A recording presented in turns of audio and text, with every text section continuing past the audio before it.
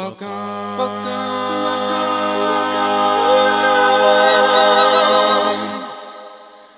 to 50 Shades of Shuttle with Ida Levine. When did that come out of me? Oh, I've got this one too. I think it must be for its healing properties. I don't know. Oh, I better put that lovely jade in over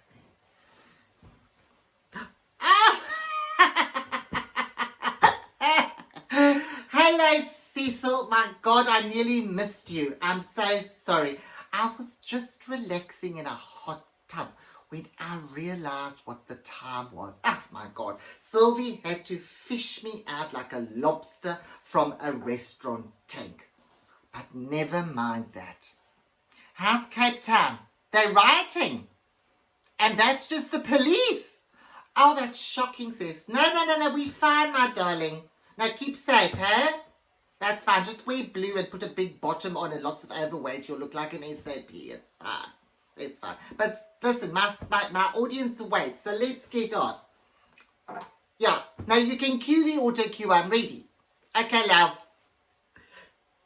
Hello, everybody, and welcome to episode 13 of Ida Levine's 50 Shades of Shuttle, the podcast that pops the jade egg into the Lady Garden of Love, or number 12A if you are superstitious.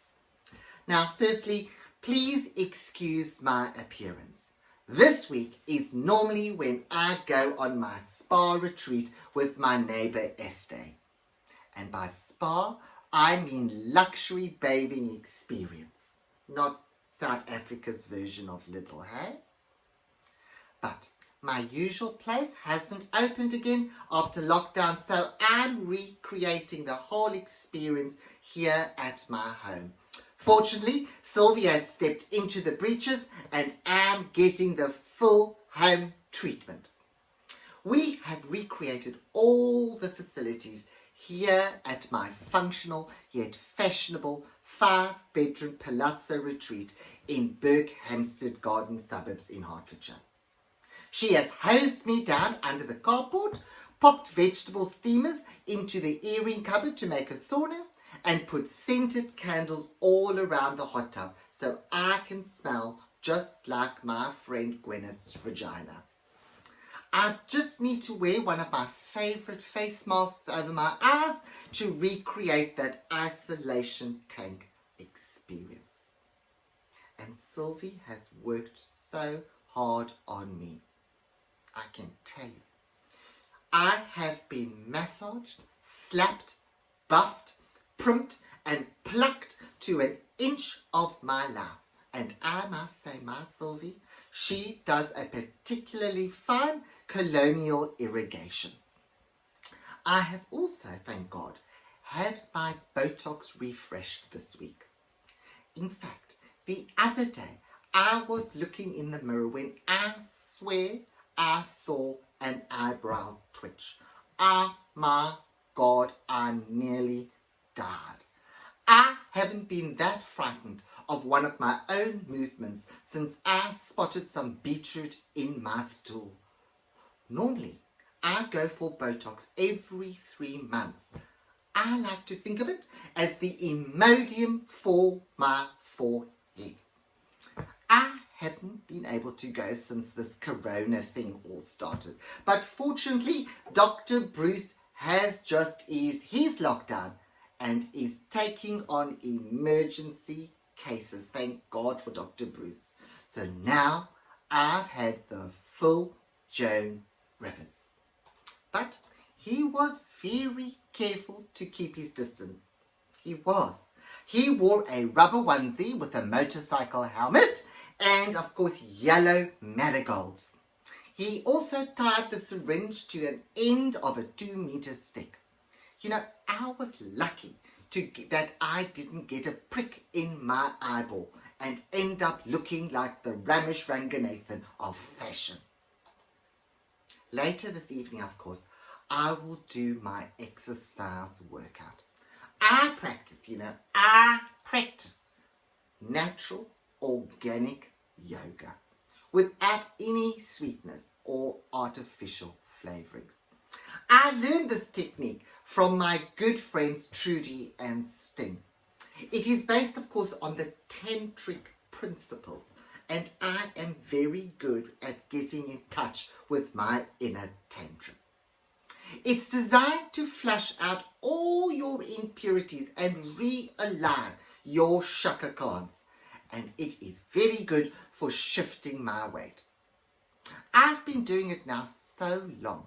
I have shifted all the weight from my boobs to my hips, and from my hips back to my boobs, and from my boobs to my chins. And it's also good for muscle tone.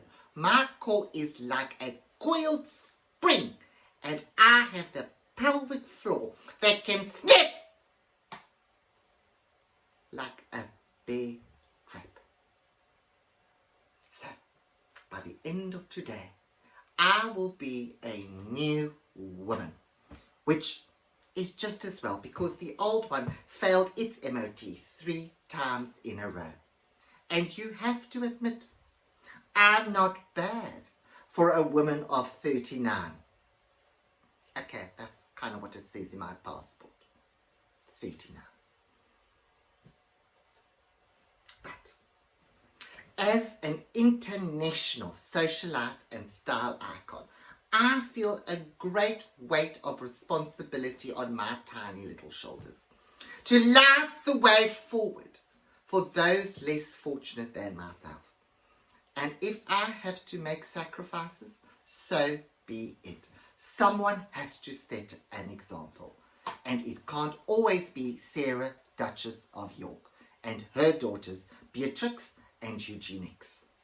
And besides, they will always be hampered by their position in the great British class system.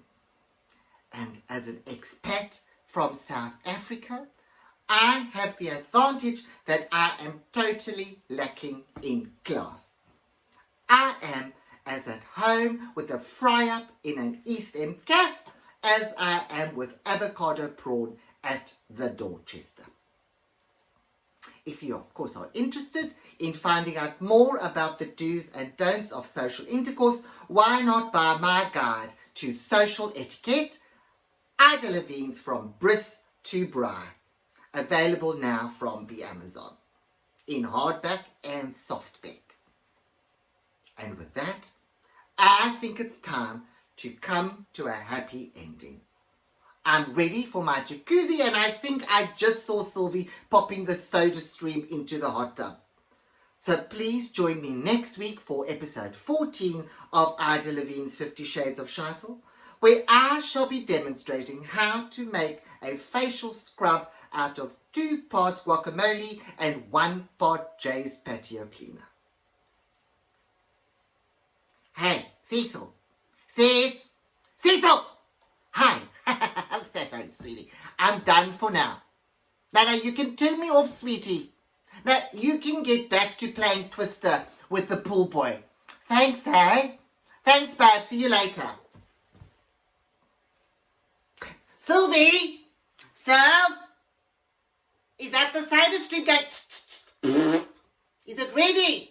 Okay, I'm on my way, doll. I'm on my way. Thanks, hey?